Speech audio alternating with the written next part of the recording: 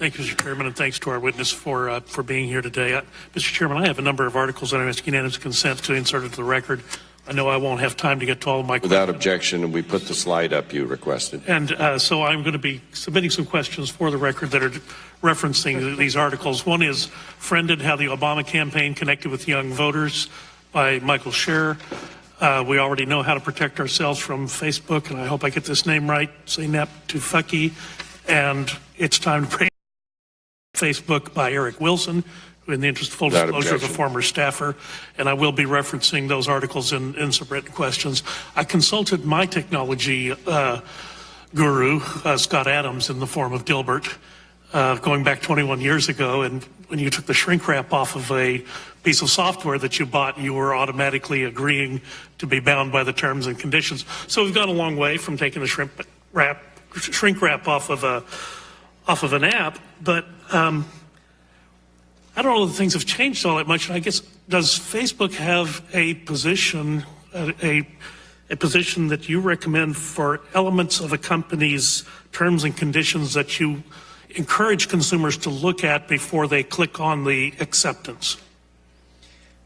Congressman, yes. I think that it's really important for the service that people understand what they're doing and signing up for and how the service works. We have laid out all of what we do in the terms of service because that's what is legally required of us. Let me just ask you, because we're going to run short on time, have you laid out for people what it would be indicative of a good actor versus a less than good actor in someone who's developed one of these applications? Congressman, yes, we have a developer terms of service, which is separate from the normal terms of service for individuals using the service.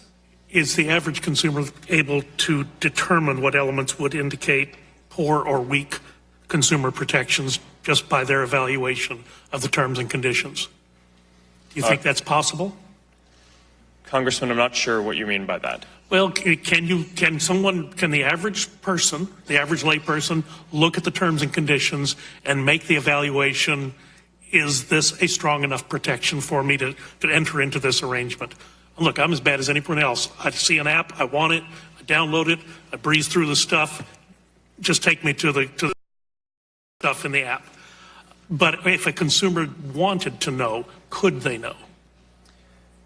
Congressman, I think you're raising an important point, which is that I think if someone wanted to know, they could. But I think that a lot of people probably just accept terms of service without taking the time to read through it. I view our responsibility not as just legally complying with laying it out and getting that consent, but actually trying to make sure that people understand what's happening throughout the product. That's why every single time that you share something on Facebook or one of our services, right there is a control in line where you control who you want to share with. Because I don't just think that this is about a terms of service, it's contextual. You want to present people with the information about what they might be doing and give them the relevant controls in line at the time that they're making those decisions, not just have it be in the background sometime or up front, make a one-time decision. Yeah, let me move on to something else. Mr. Pallone brought up the issue of he wanted to see more regulation. We actually passed a bill through this committee last Congress dealing with data breach notification, not so much for Facebook, but for the credit card breaches. A good bill. Many of the friends on the other side of the dais voted against it.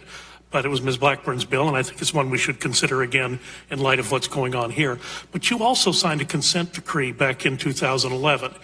And, you know, when I read through that consent decree, it's pretty explicit. And there is a significant fine of $40,000 per violation per day. And if you've got 2 billion users, you can see how those fines would mount up pretty quickly. So in the course of your audit, are you extrapolating data for the people at the Federal Trade Commission for the terms and conditions of the consent decree? That is, I'm not sure what you mean by extrapolating data. Well, you've referenced there are audits that are ongoing. Are you making that information from those audits available to our friends at the agency at the Federal Trade Commission? Congressman, as you know, the FTC is investigating this, and we are certainly going to be